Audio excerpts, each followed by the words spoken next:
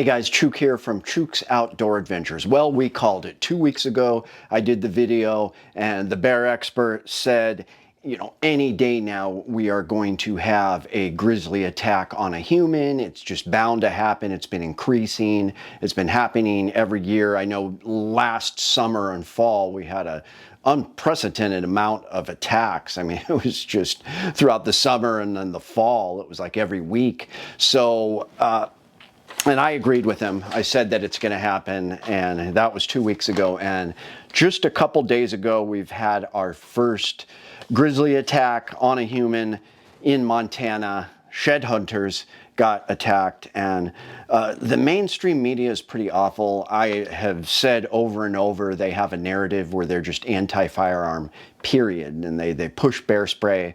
But medias that I do like, media outlets. This is from the Cowboy State Daily, which I love. They give an unbiased opinion. They appear to be pro-firearm. Them, and then there's another one that I like, and I can't remember who they are at that. Well, they're more of a online deal, but it's ammoland.com. I've been working with Dean Weingarten, and he kept that database that proved that handguns are successful in thwarting bear attacks, and a lot of people scoffed at me like that, but he's got all the cases.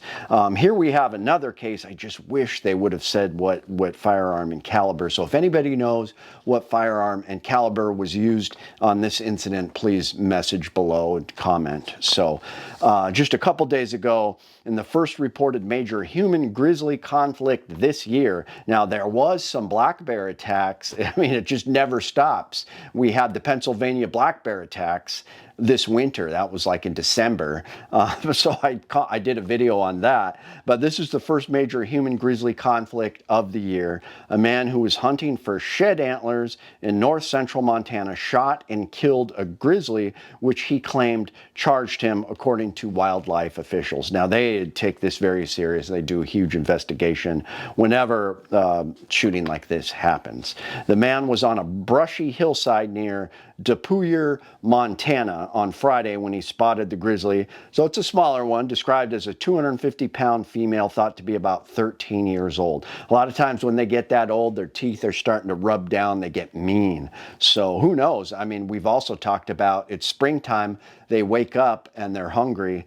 I mean, that could have been it too. I mean, they'll look at you like a meal, according to Montana Fish, Wildlife and Parks, FWP. He later told investigators that as he was leaving the area, the bear charged him, so he shot and killed it. And throughout the article, I do not see what firearm he has, although later it alludes to it was a pistol. So there you go. I'm guessing 10 millimeter. That's 10 millimeter, 44 Magnum. That's my guess. The bear had no history of conflict with humans, according to FWP, that they know about. The agency didn't report that the female had cubs with her or what type of firearm the man used. See, that's why I would like to find that out. The man wasn't injured in the encounter. Great, according to FWP. Then it goes on to say Montana's prairie grizzlies. Depouiller is an unincorporated community of about 90 people. Wow, very rural, similar to a lot of these places in Alaska. Roughly 88 miles northwest of Great Falls, Montana. In the Great Falls area and the surrounding region, grizzlies have been steadily reclaiming their native prairie habitat. That's one way of putting it. There have been verified sightings of grizzly as far as Montana's Missouri Breaks country. For the most part, grizzlies and people have stayed out of each other's way on the Montana prairies. Last year they didn't. However, in the fall of 2023, there were 2 reported run-ins between grizzlies and hunters in the vicinity of Freezeout Lake Wildlife Management Area. That's between the small towns of Chateau and Fairfield, Montana, about 40 miles west of Great Falls. Wow, I don't even think I reported on those, and I talked about a handful. The humans and bears all walked away from those incidents unscathed, according to FWP reports. Okay, so this is a different area. The ones I reported on, the bears died. Slip a pack of bacon in their backpack. Spring shed antler hunting season can be peak time for human-bear conflicts. The allure of finding antlers recently shed by bull elk or buck deer draws numerous people outside just as bears are starting to come out of hibernation. We have a little bit of shed hunting up here in Alaska, but it's pretty hard. The elements are pretty rough on the shed. Some people know where to get moose antlers, but it's pretty difficult. I've rarely come across any antlers in the wild, and they're usually in horrible condition by the time I do it. In the lower 48, I think it's a little easier. It's more like deer, and you can find them. And I read one guy spent $30,000 on a spring season of antler shed hunting, and his wife freaked out on him. But that's how much people get into it. These guys spend $30,000 on shed hunting. It's amazing. I couldn't do it, but good for him. So, 2 Wyoming shed antler hunters told Cowboy State Daily that grizzlies keep them on their toes. Absolutely. Noted Wyoming outdoorsman Paul Urich of the Pinedale area said shed antler hunting is one of his favorite springtime activities. Sounds like fun. I always like to find a good excuse to get outside, and to me that's what shed hunting is. It's a great excuse to go out hiking. On the serious side, anybody who ventures out in grizzly country during the spring should have a defense mechanism ready. Absolutely, either bear spray or firearm. Well, as they go on to say, it's better for both. So avid hunter and deer conservationist Zach Key of Labarge said when he goes shed antler hunting, he doesn't choose between a handgun or bear spray for grizzly defense. He takes both. Correct answer. That's what Chuck from Alaska Ballistics does. Always take both.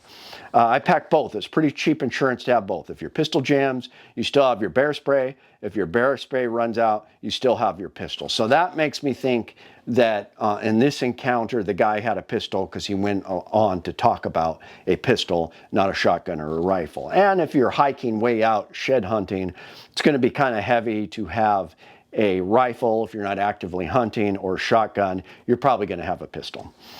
So best practice to keep both. And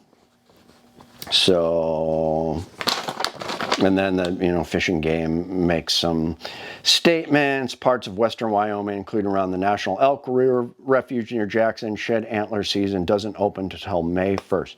Wow, there's an actual season for shed hunting. I did not know that. So like I said, it's not a big thing here. On anybody I know doesn't really do it. So hiking groups make noise. Blah, blah, blah, Fish and Game advice for shed hunters, and didn't say anything about carry a firearm. They usually don't say, but always carry a firearm in bear country. Now, probably the most powerful pistol is going to be a big bore revolver. Now, this is a good middle ground one. This is a 454 Casull. This isn't going to be as powerful as your 460 or your 500 Smith & Wesson necessarily, but it packs more punch than a 44 Magnum. It's got a 5-inch barrel, so you're getting a lot of velocity out of there, and 6 rounds, and it's tough as nails because it's a Ruger. It's the Toklat. They named it after a wild river here in Alaska that has bears on it. So shout out to Ruger for thinking of the Alaskans. And this is made to be a bear defense pistol. Chuck even says it's probably the best bear defense revolver ever made because of the 5-inch barrel and the round it uses. Recoil isn't bad because of the weight and the round, and you're going to do a lot of damage to a grizzly. The problem with this is, I probably would be lucky to get 2 shots at close range on a charging grizzly. Might not hit it. Some people are really good with revolvers. And so enter the 10mm. Very powerful. It's proven to dispatch brown bears and grizzlies. A lot of people scoffed at me when I first came up with my channel, but last summer alone proved it can work. Now, this is the Dan Wesson Razorback. It's a 1911, chambered in 10mm. I'm a big fan of Glocks and XDMs and all those, and even the SIG X10 is pretty sweet.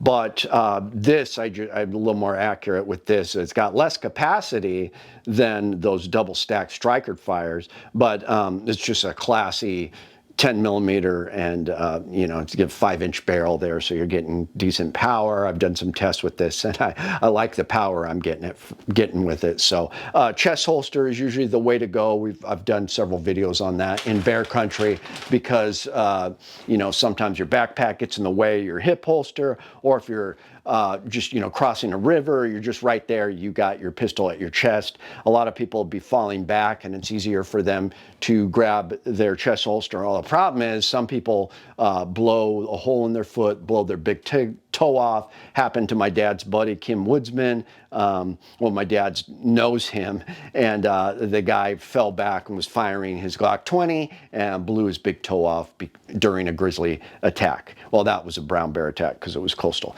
A good middle ground between the two is a 460 Roland. Now this is the FNX 45 Tactical, and it is chambered by the 460 Roland shop in 460 Roland. So I'm getting 900 something foot-pounds of energy, you know, the low end of a 44 Magnum, but in a semi-auto platform, you know, carrying 12+1 rounds. Pretty impressive. Recoil is not bad, and just the power is devastating. So that is what I will always carry versus bear spray. Sometimes I'll take this along. I always tell the story how my, you know, uncle warded off a black bear that was slowly walking at him, but it wasn't a charge.